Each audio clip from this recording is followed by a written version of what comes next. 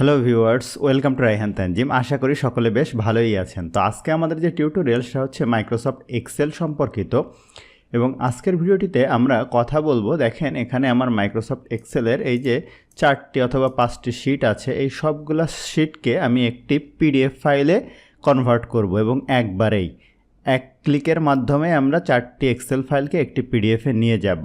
তো এই কাজটি কীভাবে করে ওইটাই আজকে আমাদের আলোচ্য বিষয়। তো এক্সপার্ট হওয়ার জন্য ভিডিওটি অবশ্যই শেষ পর্যন্ত দেখে নেবেন। এছাড়া আপনি যদি আমার চ্যানেলে নতুন হয়ে থাকেন তাহলে চ্যানেলটি অবশ্যই সাবস্ক্রাইব করে নেবেন। তো চলুন শুরু করা যাক। তো খেয়াল করুন, আমার এখানে একটি শিট আছে, একটি এবং একটি। প্রথমেই আপনি যদি পিডিএফ করতে চান সেক্ষেত্রে আপনাকে পেজ সেট আপ করে নিতে হবে, তা না হলে কিন্তু পিডিএফটা সঠিকভাবে আসবে না। তো দেখেন আমি প্রথম পেজটার উপরে শিটটার উপরে ক্লিক করলাম, করার পরে এখান থেকে পেজ লেআউট থেকে আপনার এখানে মার্জিন যদি নর্মাল দিতে চান দিবেন, ওরিয়েন্টেশন এটা আপনি যদি পোর্ট্রেট করতে চান বা ল্যান্ডস্কেপ আপনার ইচ্ছা, আপনি পোর্ট্রেটেও আনতে পারবেন আবার ল্যান্ডস্কেপেও আনতে পারবেন। ধরুন আমি ল্যান্ডস্কেপ করব, করার পরে এখন আমি যদি পেজ এরিয়াটা দেখতে চাই সেক্ষেত্রে দেখেন এখানে একটা অপশান আছে পেজ ব্রেক প্রিভিউ, এটার উপর ক্লিক করলে দেখেন এই এরিয়াটাই কিন্তু আসছে পেজ 1, তাহলে এটা ঠিক আছে। আবার নর্মালের উপরে ক্লিক করলে নর্মাল হয়ে যাবে। পর শিট যে 6 আছে এটার উপরে ক্লিক করব, করার পরে দেখেন এইটাও মার্জিন নর্মাল আছে, ওরিয়েন্টেশন এটা পোর্ট্রেট থাকলে হবে। আমরা পেজ ব্রেক প্রিভিউটা দেখি, দেখেন এই এরিয়াটুকু কিন্তু আসবে না, এই পর্যন্ত আসবে, এটা 2 নাম্বার পেজে আসবে, তাহলে কিন্তু ভালো হবে না। এটা ধরে এই পর্যন্ত টেনে দেন, টোটালটা মিলে পেজ 1 আসবে। তো আবার নর্মাল করে নিলাম। এখন এই পেজে যাব, এখানে ওরিয়েন্টেশন পোর্ট্রেট আছে, মার্জিন নর্মাল আছে, এটারও পেজ ব্রেক প্রিভিউ আমরা দেখব। তো দেখেন এই যে 3টি পেজে আসতেছে। আপনি যদি চান কোনো পেজ কম বেশি করবেন, ধরুন এই পেজটার দূরত্ব এই পর্যন্ত রাখবেন, সেটা রাখতে পারেন। পেজ 2টা এভাবে রাখবেন, পেজ 3টা এভাবে রাখবেন, বা উপর নিচ করতে পারেন এভাবে আপনি চাইলে, সেটা আপনার ইচ্ছা।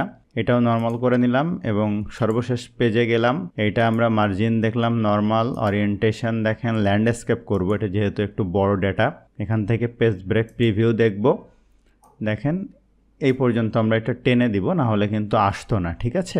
তো দেখেন 4টা শিটের কাজই আমাদের হয়ে গেল। এখন আমরা ফাইলে যাব, সিম্পলি যাওয়ার পরে সেভ অ্যাসে যাব, যাওয়ার পরে ব্রাউজে যাব। আমি কোথায় পিডিএফটি সেভ করতে চাই, ধরুন আমি ডেস্কটপে চাই, রায়হান তানজিম ডেমোয় থাক। এরপরে দেখেন এখানে এক্সেল ওয়ার্কবুক থেকে আমি ড্রপ ডাউনে অনেক অপশান আছে, আমি পিডিএফের উপরে ক্লিক করব। এখন যদি আমি এটা সেভ দেই তাহলে কিন্তু মাত্র একটা শিট পিডিএফ হবে, টোটালটা হবে না। তাহলে কি করতে হবে, অপশানে যেতে হবে। যাওয়ার পরে দেখেন এখানে আছে অ্যাক্টিভ শিট আর এখানে আছে ইন্টায়ার ওয়ার্কবুক। আপনি ইন্টায়ার ওয়ার্কবুকের উপরে ক্লিক করে ওকে দিবেন, দেওয়ার পরে এখান থেকে সেভ দিবেন। দিলে দেখেন পিডিএফ ফাইলটা পাবলিশ হচ্ছে এবং পাবলিশ হয়ে গেল। এই যে পিডিএফটা ওপেন হলো কত সুন্দরভাবে। এটা আমি ল্যান্ডস্কেপ করছি, এটা পোর্ট্রেট, এটা আবার পোর্ট্রেট, এটাও পোর্ট্রেট, এটা তো 3টা পেজ ছিল, এবং সর্বশেষে যে ল্যান্ডস্কেপ। এবং খুব সহজেই ফাইলটা আপনি কিন্তু যে 6 পেজের ফাইল প্রিন্ট দিতে বা কাউকে সেন্ড করতে পারবেন। তো আশা করি বুঝতেই পারছেন যে বিষয়টা কতটা উপকারী, যে একসাথে এক্সেলের অনেকগুলো শিটকে পিডিএফ করা। তো ভিডিওটি ভালো লাগলে অবশ্যই লাইক করবেন, কেমন লাগলো কমেন্ট করবেন, আপনার বন্ধুদের সাথে শেয়ার করতে ভুলবেন না। ধন্যবাদ আপনাদেরকে।